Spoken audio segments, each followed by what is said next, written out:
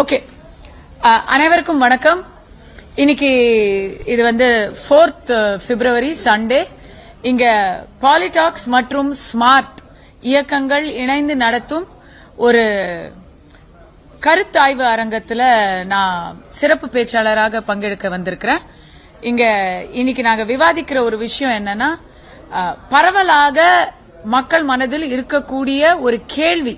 ஆனா இது பெரிய விவாதமாக இன்னும் தமிழ்நாட்டுல இன்னும் அதிகமா பேசப்படணும்னு நினைக்கிறேன். அத்தனை மக்களுக்கும் இதை பற்றிய ஒரு விழிப்புணர்வு வர வேண்டும். அது என்னன்னா, கோயில்கள் அறநிலையத்துறையின் பொறுப்பு என்ன, அறநிலையத்துறையின் வரலாறு என்ன, கோயில்களில் அரசின் தலையீடு எந்த அளவுக்கு இருக்க வேண்டும், அப்படி அரசு தலையிடுவது அரசியலுக்காகவா இல்லை அவசியத்துக்காகவா அப்படிங்கிற தலைப்புல இப்போ என்னை விட விஷயம் தெரிஞ்ச நிறைய எக்ஸ்பர்ட்ஸ் பேச போறாங்க. நான் அதுக்கு முன்னாடி என்னுடைய கருத்தை சிறப்பு பேச்சாளரா சொல்லுவேன்.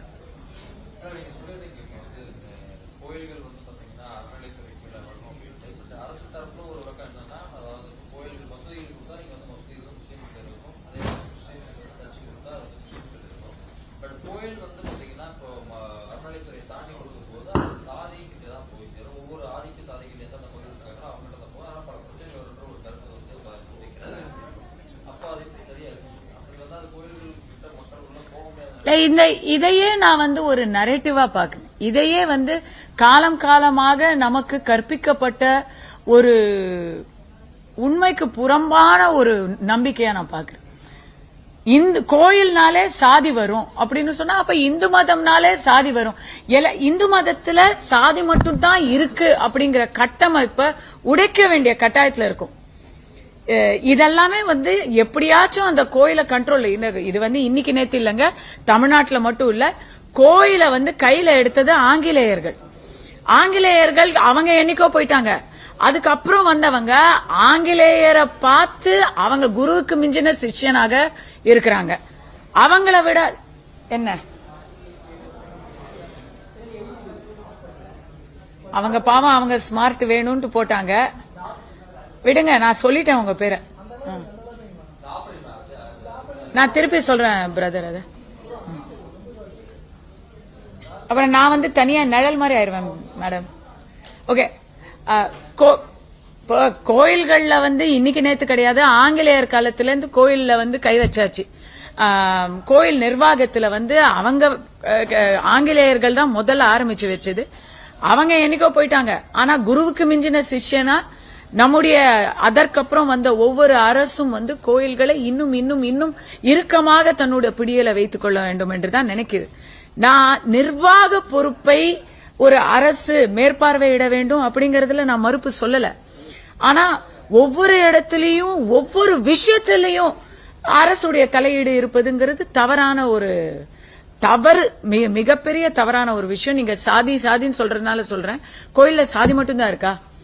ஆடல் பாடல், கருத்தரங்குகள், கோயில் அந்த காலத்திலிருந்து நீங்க பாத்தீங்கன்னா தமிழ்நாட்டு கோயில்கள்ல நீதிமன்றமாக செயல்பட்டிருக்கிறது, கலைமன்றமாக செயல்பட்டிருக்கிறது, முத்தமிழ் இயல் இசை நாடகத்தின் ஒரு அரங்கேற்ற மண்டபமாக செயல்பட்டிருக்கிறது.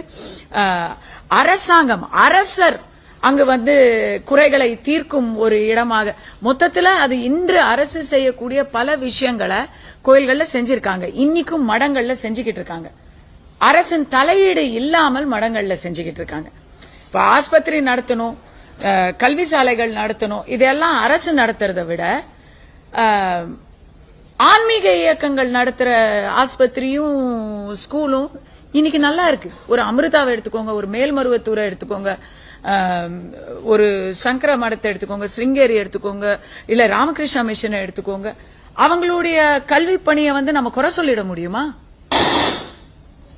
அவங்களுடைய தம்பி கொஞ்சம் அடங்குங்க கொஞ்சம், அவங்களுடைய கல்வி பணியை நம்ம குறை சொல்லிட முடியுமா? இன்னும் எத்தனை இடத்துல நம்ம இந்த கம்பாரிசன் பண்ண ஆரம்பிச்சா நிறைய இடங்கள்ல அவர்களுடைய பணிகள் சிறப்பா தான் செஞ்சுக்கிட்டு இருக்காங்க. அவங்க அந்த இடத்துல சாதி மதம் இதையெல்லாம் பார்த்தா செஞ்சிட்டு இருக்காங்க. அந்த கோயில்ல இருக்கா? அரசு கட்டுப்பாட்டுல இல்லாத கோயில்கள்ல சாதி யாரா பாக்குறாங்களா? சோ அந்த நரேட்டிவே தப்பு. இன்னைக்கு வந்து டாபிக் பிரதர் நீங்க என்ன சொல்றீங்கன்னு எனக்கு தெரியும். இப்ப புதுசா ஒருத்தங்க ஒரு சமூகத்தினர் இப்ப இந்த வாரம் நடந்த விஷயம், தலித் மக்கள் தங்களுடைய கோயில்ல வந்து அவங்க கட்டின தலித் மக்கள் அந்த சமூகத்தினர் கட்டின கோயில்ல நுழைஞ்சிட்டாங்கன்னு சொல்லி புது கோயில் கட்டுறாங்க. எப்படி இது என்ன HRCல வருதா?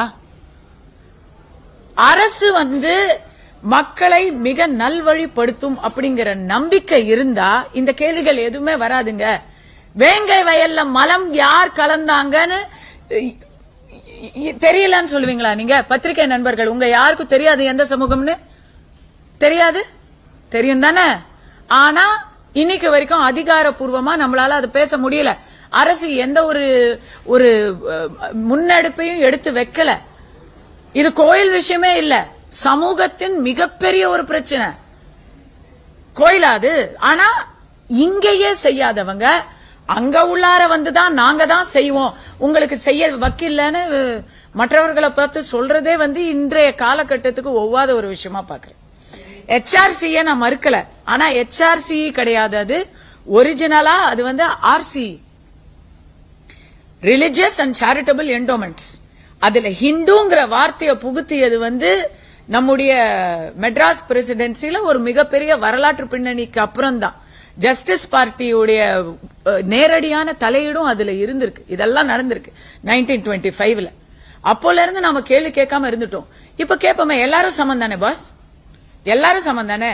கோயில்ல நாம சாமி கும்பிடுற மாதிரி மசூதிலையும் சாமி கும்பிடுறோம், சர்ச்சிலையும் சாமி கும்பிடுறோம், குருத்வாராலையும் சாமி கும்பிடுறோம், எல்லா இடத்துலயும் அதே தானே ஐயா? சாமியே கும்பிடாதவங்க அப்ப வந்து நாட்டுக்கு எதுவுமே செய்யக்கூடாதா? சாமியே நான் கும்பிடல, நான் கோயிலுக்கே போகல, நான் நாட்டுக்கு செய்யக்கூடாதா? ஏன் ஒருத்தரை மட்டும் பிரிச்சு, ஒரு மதத்தை மட்டும் பிரிச்சு பார்க்கணும்? மதவாதம் மதவாதம்னு சொல்றோமே, இது மதவாதம் இல்லையா? ஹிந்துக்களை பிரிச்சு பிரிச்சு பிரிச்சு வச்சா ஏதோ ஒரு காரணத்துல நான் ஹிந்துயா அப்படிங்கிற அடையாளத்தை ஒருத்தன் பேச மாட்டானா? கேட்டா உடனே அரசே சொல்லுதே அப்படின்னு பேச மாட்டாங்களா?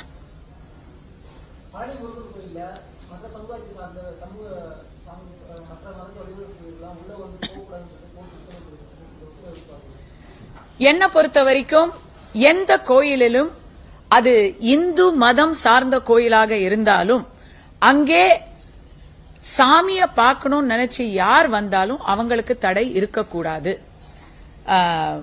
இன்னும் சொல்ல போனா இந்த தீர்ப்பை பொறுத்த வரைக்கும் நிறைய சட்டங்கள் இருக்குங்க நம்ம நாட்டுல.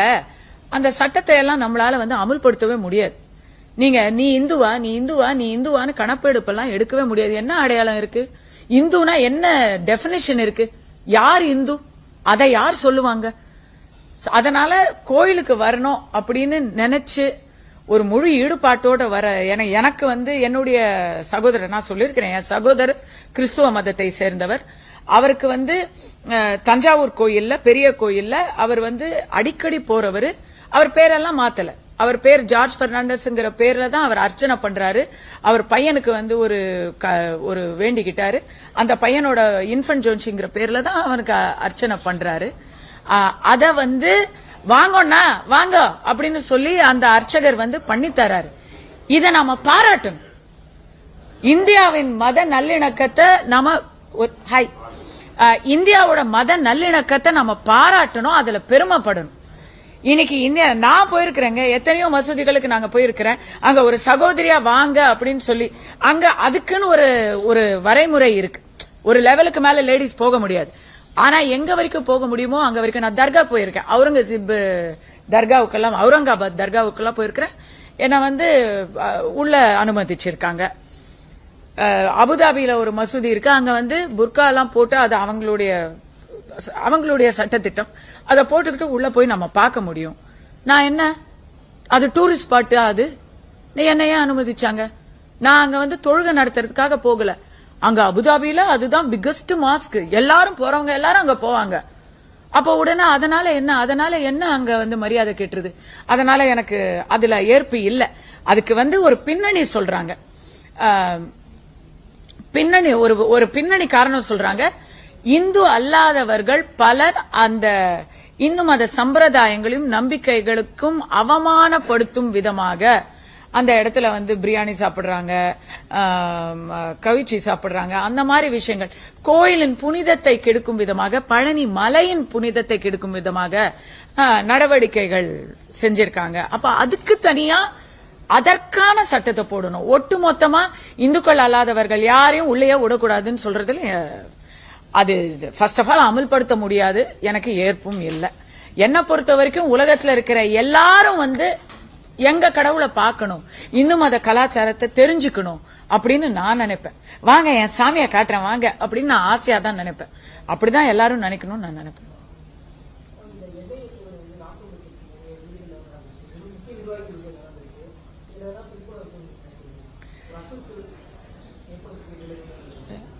பல நேரங்கள்ல வந்து நீங்க பாத்தீங்கன்னா நம்முடைய மாநில ஆட்சியும் சரி மத்திய ஆட்சியும் சரி, இங்க பேசும்போது மாநிலத்துல டிஎம்கே கட்சிக்காரங்க அமைச்சர்கள் எல்லாருமே வந்து ரொம்ப காட்டமா பாஜகவை எதிர்த்துலாம் பேசுறாங்க. ஆனா அவங்களோட நடவடிக்கை எல்லாம் பாத்தீங்கன்னா அங்க போய் பூங்கொத்து கொடுத்து கொஞ்சி அழைச்சிட்டு வர்றாங்க. கருப்பு கொடியெல்லாம் காட்டினவங்க எல்லாம் இப்பெல்லாம் வந்து கொடை கூட வெள்ளையாதான் காட்டுறாங்க. எதுக்கு இதை சொல்ல வரேன்னா, பல நேரங்கள்ல ரெண்டு பேரும் சேர்ந்து ஒரு மாதிரி பயணிக்கிற மாதிரி தான் எனக்கெல்லாம் தோணுது. இந்த இல்ல நீங்க அப்படி சொல்றீங்க. இப்ப பாருங்க, நீங்க உங்க மைண்ட்ல வந்த மாதிரி ஒரு தாட் மக்களுக்கு வரும் இல்லையா? அப்படி ஒரு தாட் வருதா இல்லையா? இப்ப நீங்க கேட்டீங்க பிஜேபிக்கு பி டீம் டிஎம்கேவான்னு கேக்குறீங்க.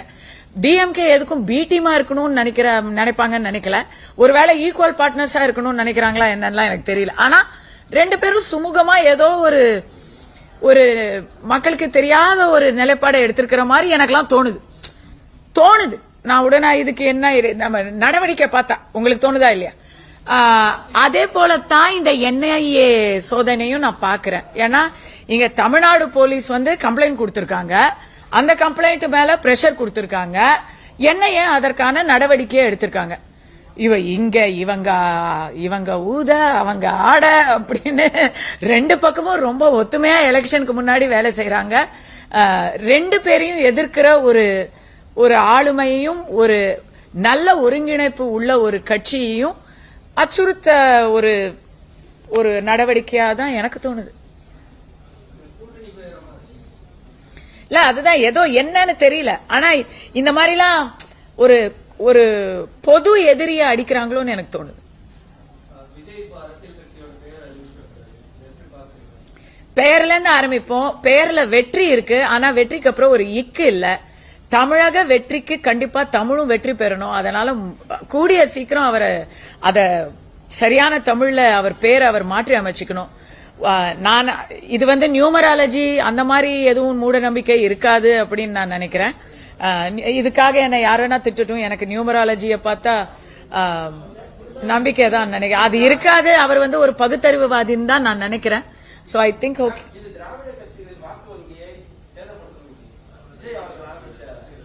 தெளிவா சொல்றேங்க, தமிழ்நாட்டுல பிஜேபி அப்கோர்ஸ் பிஜேபிக்கு பெரிய வாக்கு வங்கி இல்ல. பட் தமிழ்நாட்டுல பிஜேபிய தவிர்த்து மற்ற எல்லா கட்சிகளுக்கும் விஜயோட வரவு அச்சுறுத்தல் தான். அதுல மிகப்பெரிய பாதிப்பு யாருக்குன்னு கேட்டீங்கன்னா, இப்போ அவர் போற போக்க பார்த்தாலே வந்து தீவிரமா திராவிட அரசியலை எதிர்க்கக்கூடிய ஒரு நிலைப்பாட்டை தான் தீவிரமா திராவிட அரசியலை எதிர்க்கிறோம் அப்படின்னு தான் அவங்க வந்து ஆரம்பத்திலே ஸ்டேட்மெண்டாவே அவங்களுடைய கட்சி பிரதிநிதிகளே சொல்லிக்கிட்டு இருக்காங்க. சோ விஜய் வர்சஸ் உதய் அப்படின்னு 26க்கு பிளான் பண்றாரா அப்படின்னு ஒரு பக்கம் ஒரு யோசனை வருது. கண்டிப்பா பாதிப்பு இருக்கும். திமுக கூட்டணிக்கு, திமுகங்கிற கட்சிக்கு இருக்குமான்னு அப்படிங்கறத விட திமுக கூட்டணியில இருக்கக்கூடிய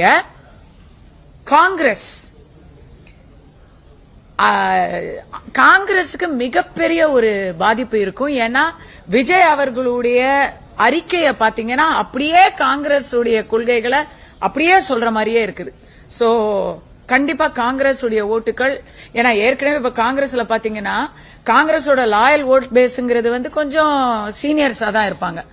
இளைஞர்கள் எல்லாருமே அந்த மாதிரி தாட் இருக்கிறவங்க விஜய் பக்கம் சாயறதுக்கு நம்பர் 1 வாய்ப்பு இருக்கு.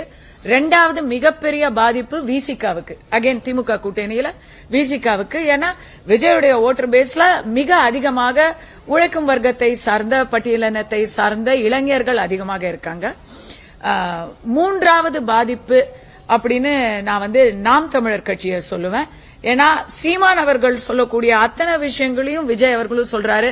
அதே மாதிரி பிஜேபியும் எதிர்ப்போம், ஏடிஎம்கேவியும் டிஎம்கேவியும் எதிர்ப்போம் அப்படின்னு சொல்றாரு. சோ எனக்கு அந்த இடத்துல அதுவும் வருது. இதுல வந்து எந்த டேமேஜுமே இல்லாதது பிஜேபி தான். ஏன்னா கண்டிப்பா ஜோசப் விஜய்க்கும் காவிக்கும் பெரிய வாய்ப்பே இல்ல. அங்க ஓட்டு போடுறவங்க இங்க வரதுக்கான வாய்ப்பு குறைவு.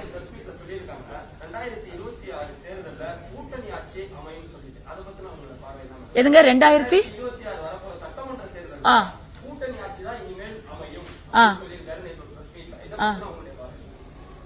அது 2026 நாம பாத்துக்கோங்க. இப்ப 2024 இல்ல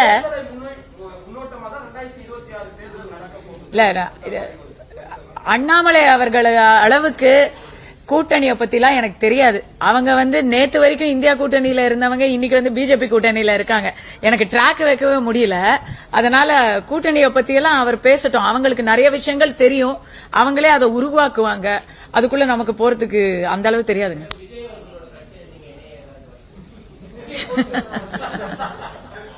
எனக்கு விஜயோட படத்துல நடிக்கணும் தான் ஆசையா இருக்குது. கட்சி பத்திரம் அப்புறம் பாத்துக்கலாங்க.